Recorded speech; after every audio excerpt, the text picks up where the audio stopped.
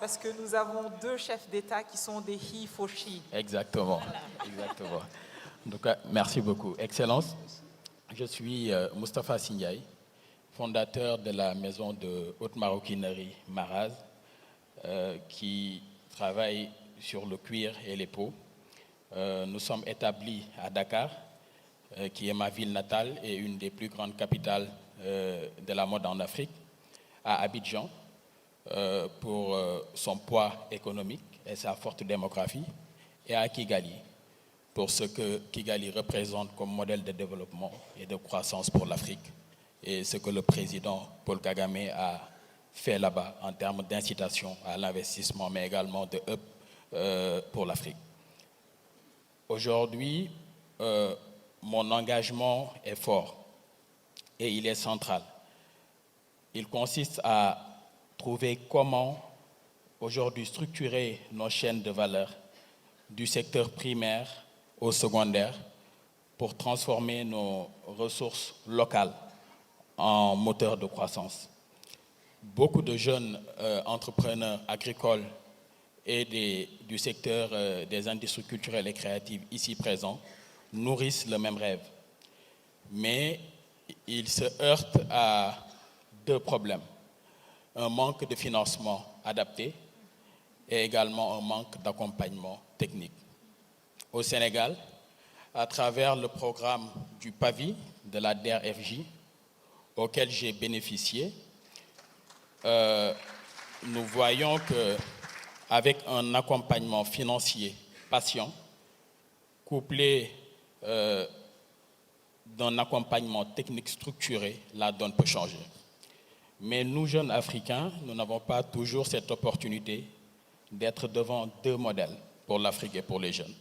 C'est pourquoi, avant de poser ma question, j'aimerais faire un petit plaidoyer pour ces jeunes Africains, ces jeunes entrepreneurs. J'ai un mentor qui me disait que c'est à la petite échelle qu'on arrive à avoir l'universalité des fonctions. Si vous allez au niveau du centre des expos, juste derrière, où les entrepreneurs africains, sénégalais exposent leurs produits, leur créativité dans tout domaine confondu, vous verrez que ces jeunes ont fini de tester à la petite échelle.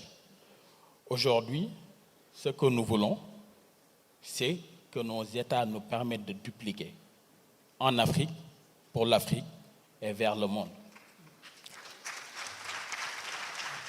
Nous avons pu réunir les fragments de notre histoire, de notre culture, et nous avons envie de la raconter au monde entier.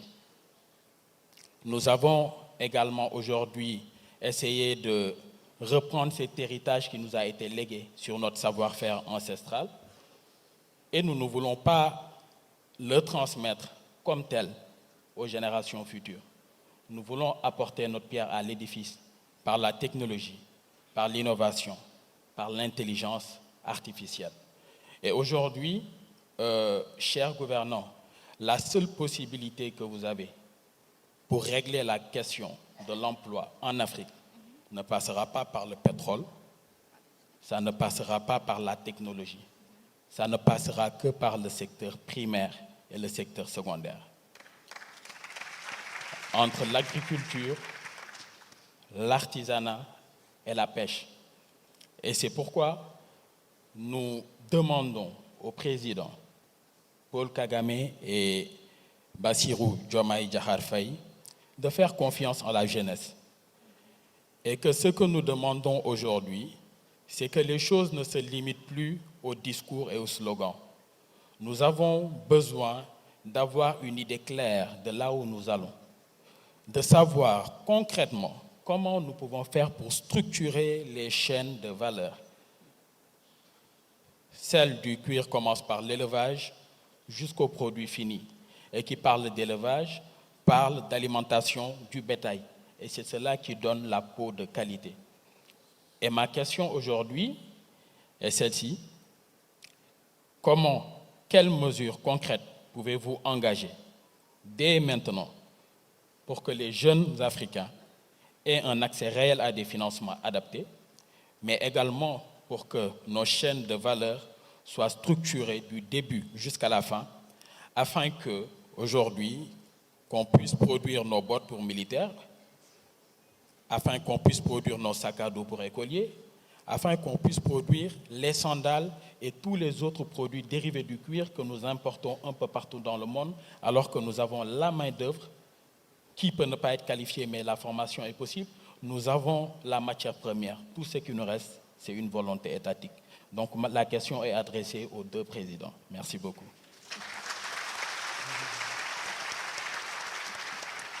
Merci beaucoup.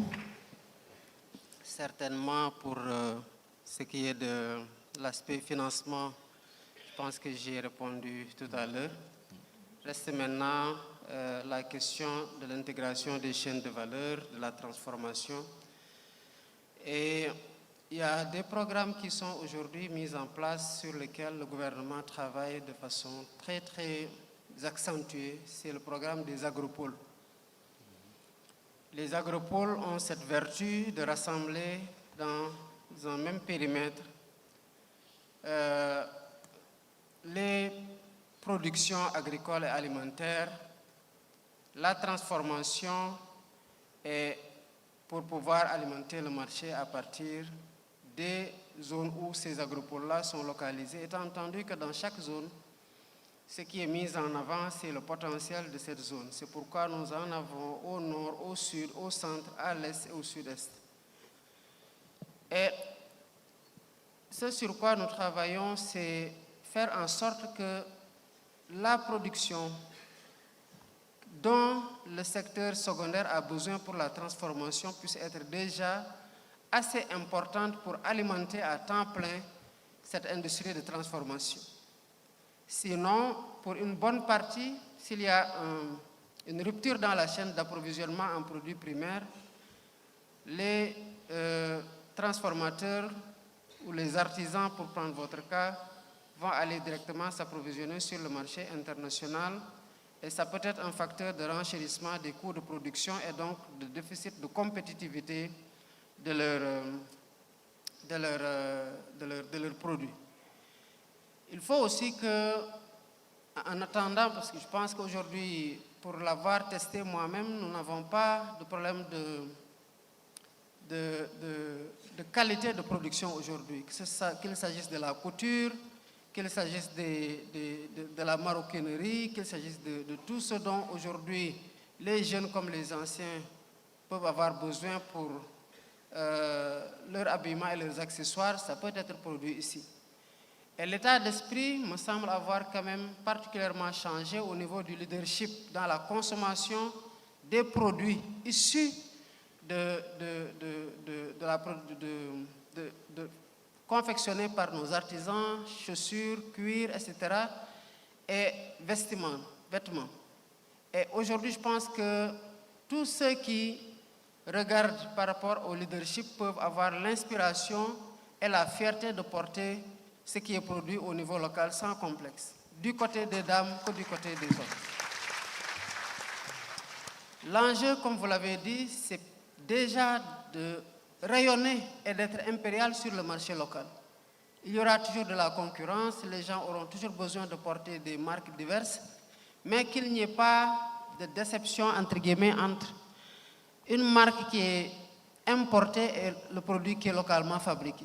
Et sous ce rapport, pour prendre le cas des cuirs, des bottes des armées, nous avons aujourd'hui engagé, dans le cadre de la transformation systémique que nous sommes en train de mettre en œuvre, une politique d'industrie de la défense. Et dans cette industrie de la défense, l'enjeu c'est de faire en sorte que tout ce qui est consommation par rapport aux armées puisse être produit localement, notamment les bottes et autres. Et la petite anecdote, peut-être que beaucoup ne comprennent pas, il m'a été dit qu'il y a beaucoup de jeunes des forces armées, quand on leur donne leur dotation en chaussures importées, souvent ils se retrouvent chez le cordonnier d'Engaï pour prendre quelque chose de beaucoup plus confortable et de beaucoup plus solide. Cela veut dire que si on donne la possibilité à ces cordonniers de produire à grande échelle, évidemment, est de faire en sorte que la commande militaire puisse s'approvisionner là-bas. Ces jeunes vont grandir très rapidement.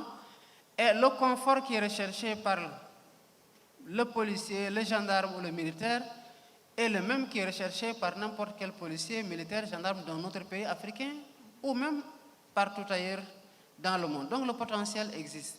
Maintenant, l'accompagnement est là, je pense que vous êtes un exemple. Je citais tout à l'heure la DER avec le PAVI 2, effectivement pour parler des coopératives agricoles.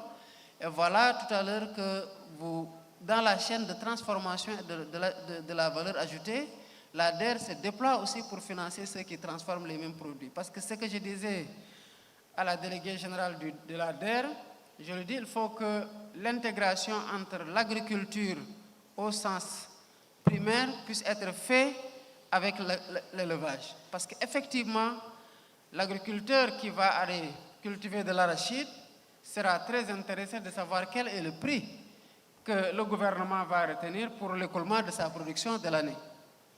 Mais généralement, c'est le foin qui est beaucoup plus cher que l'arachide qui est en réalité le produit qui a été recherché. Et ce foin-là, c'est parce qu'il alimente au niveau de l'élevage que le foin est aussi cher et qu'il est aussi prisé. Et la transformation même se ressent dans la qualité des services de l'élevage et comme vous l'avez dit, dans la qualité des cuirs et peaux. Maintenant, cette industrie-là de transformation à petite échelle comme à l'échelle moyenne et à grande échelle est en train d'être implantée progressivement à travers le soutien aux artisans de votre rang qui commencent à se déployer sur le marché international ou sous-régional en tout cas, et à l'implantation à une plus grande échelle pour pouvoir aussi davantage insister sur la formation des talents et des créateurs qui doivent toujours être au diapason de ce qui se fait dans le monde de mieux.